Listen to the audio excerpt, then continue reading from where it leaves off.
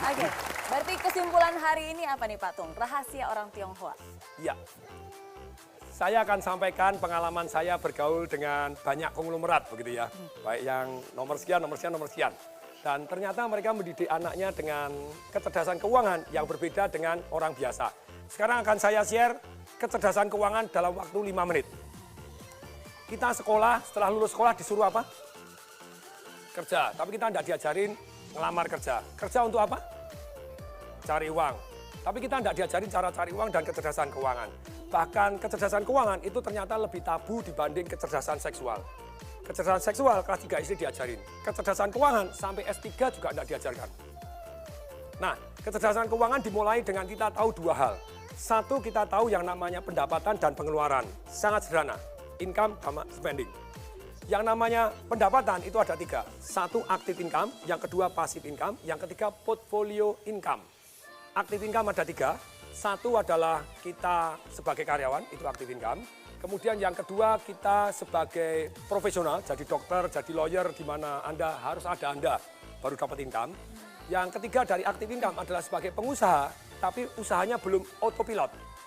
Jadi terpaksa harus Anda merangkap direktur kebersihan, direktur pembelian, termasuk direktur penjualan, semua Anda rangkap.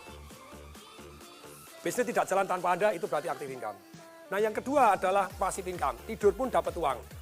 Ruko yang disewakan, properti yang disewakan, tanah dibagi hasil, sarang walet, hias, terus kemudian punya franchise yang luar biasa yang jalan tanpa kita, punya multi level yang jalan tanpa kita, agen asuransi yang agen-agennya sudah jalan tanpa kita.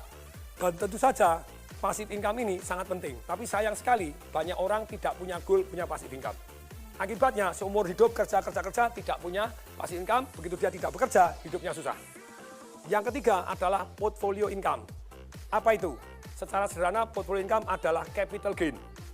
Sayangnya hanya orang punya biasanya cuma rumahnya dia saja. Kalau rumahnya dia saja, yang terjadi ya rumahnya meningkat. Dulu saya beli rumah misalnya 2,4 M, sekarang 25 M. Berarti ada 22,6 M itu invisible income. Tidur tambah kaya. Nah ini padahal harusnya lebih dari 1. Jadi Anda tambah kaya tanpa disadari. Pengeluaran secara umum ada yang namanya produktif dan ada yang namanya konsumtif. Kalau yang namanya produktif itu tentu saja yang untuk investasi tadi, untuk passive income dan untuk portfolio income. Yang produktif ada juga yang konsumtif, ada juga yang kesannya konsumtif sebetulnya produktif. 3 pengeluaran yang kesannya konsumtif tapi produktif. 1, yaitu pengeluaran untuk belajar. Yang kedua, pengeluaran untuk bergaul dengan orang-orang kaya untuk belajar, bukan dunia jeleknya, Anda pelajarin dunia positifnya. Yang ketiga, pengeluaran untuk amal, kelihatannya konsumtif, tapi sebetulnya membawa berkat luar biasa untuk kita.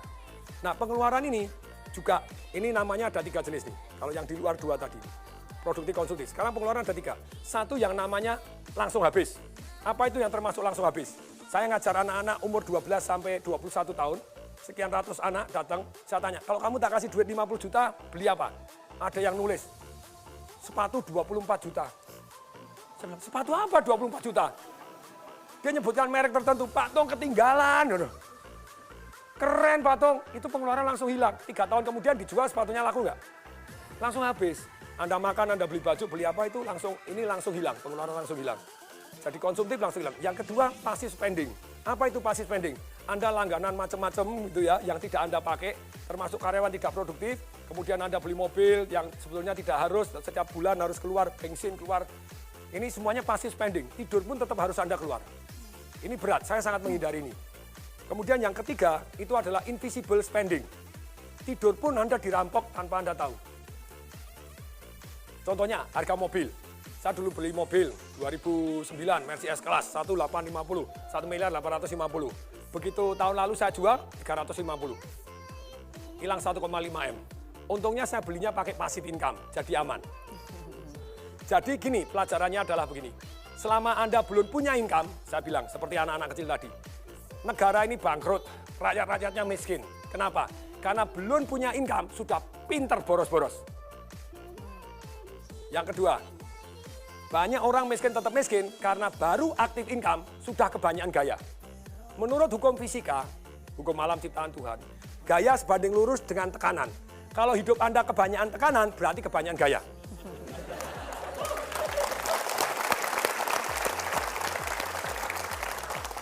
Jadi begini, boleh nggak kita gaya? Boleh.